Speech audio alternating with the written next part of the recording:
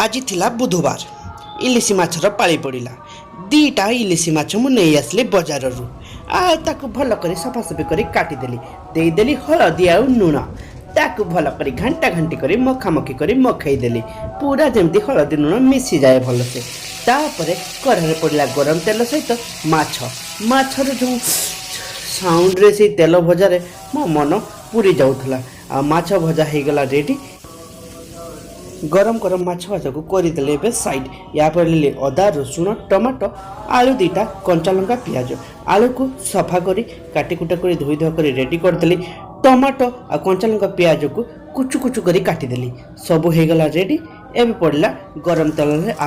आलू को टिके भाजिकी तापर सुखिला लंका कंचा लंका पियाज सब मिसेदेली टिके तेल रे भाजी आसला परे तापर देदेली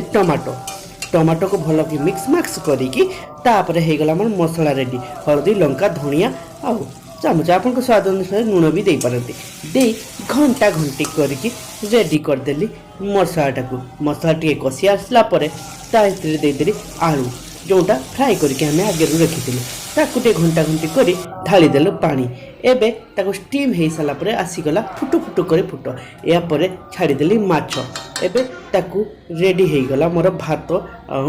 माछ तरकारी देखा लगुला जी सुंदर खाइबा को भी लगुला से सुंदर भोक न संभाली पारी आरंभ करदेली खाइबा बहुत सुंदर होता